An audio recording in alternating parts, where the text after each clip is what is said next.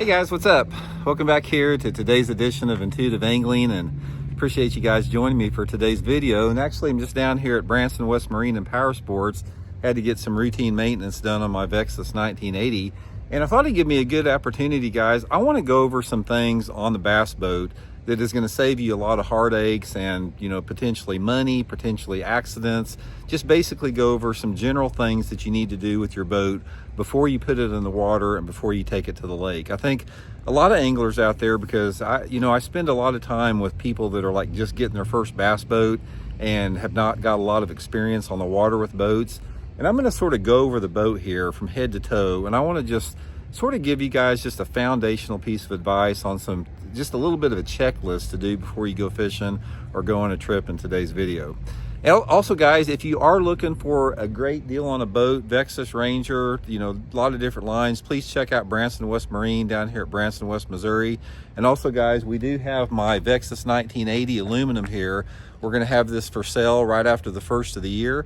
So if anyone's interested in purchasing this boat, just call Branson West Marine and Powersports. Talk to Robbie or Jim. I'll put the link in the description. And guys, whoever buys the boat, I'll take you out on Table Rock Lake. We'll run around in it personally. I'll show you the boat from head to tail, and I think you'll just absolutely love it. This Vexus 1980's awesome boat here. Okay, I'm gonna turn the camera around and we'll sort of go through everything. Hey guys, we're just gonna start at the front of the boat and work back as far as the checklist that I go through. Now, this isn't a very important one right here, guys. Your trailer hitch, make sure everything is working functionally and everything is tight there. One of the biggest problems or the biggest dangers you can have is if this ball ever gets loose. So occasionally check the nut on there, make sure your ball is nice and tight. Another thing that'll help you on this, guys, is put some grease on your ball. The trailer will go on and off a lot easier. Always make sure that you have your safety key in there so it doesn't come off of there. Make sure your lights are working, check your lights. And also, guys, make sure that you check your tie down here. Make sure it's tight. There's no damage to the rope. You know, if this thing breaks, it can cause some problems going down the road there. Now, another thing with that is inspect your trailer here. One of the things about trailer tires is that, you know, you can get nails in them, you can get screws in them that you can't see. So occasionally just inspect your trailer tires, make sure there's no damage, make sure there's no uneven wear. A lot of times, you know, you can come up and just sort of kick the tires, make sure that the axles aren't loose. Just inspect it here, because you do not want to have any type of issue with your trailer, especially when you're going down the highway, you know, 70 or 80 miles an hour. Now, the back of the boat, a lot of potential problems here. One of the things I always try to do is inspect your lower unit, make sure that there's no grease coming out, because occasionally you can have a seal that'll go bad. You'll cause, you know, grease to leak out of there. It's going to cause you problems with your lower unit. Always inspect your prop, make sure there's no fishing line in there, and make sure that the you know, there's no damage or your prop shaft's not bent with it. And then also, it's very good to occasionally tighten up all the bolts, especially if you have a jack plate. Now, these bolts on the jack plate, sometimes they can come loose or get loose. So what I like to do is about once a month, I'll go through all of the bolts on my jack plate and my motor, make sure that they're tightened up. That's a really, really critical thing. Another thing is occasionally examine your boat for any type of stress cracks on the transom. Now, this is where a lot of the damage comes with some boats, especially fiberglass boats, is always just occasionally check the area back on the transom for cracks. Definitely make sure your tie straps are on there. That's a really good safety feature as well.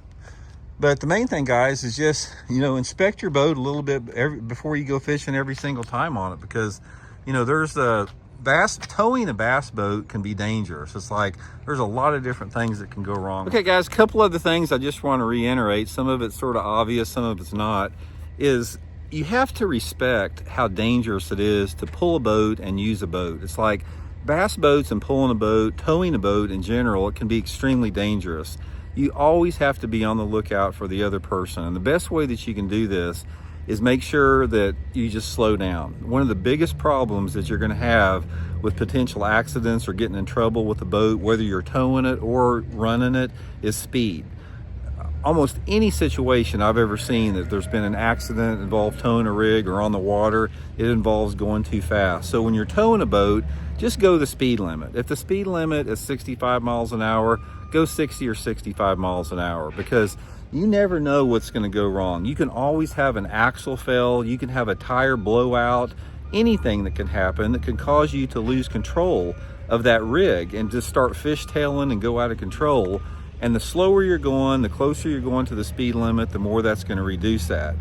Also, guys, when you're passing, make sure you're passing or being passed, pay very close attention. You don't want to whip it in too tight. A lot of people that have just got started with towing a rig, that's one of the things that they have a problem with. But I guess the biggest thing I want to say in here, guys, is just respect the boat and the truck for how dangerous it is with potential accidents. It's like, you don't want to ruin your life or your fishing trip by just something you can avoid there. But that's just a few of the things that I do, guys, almost before every trip. Just go through this checklist. Definitely avoid you a lot of problems down the road. And hope you guys have a fun and safe trip the next time out. We'll see y'all.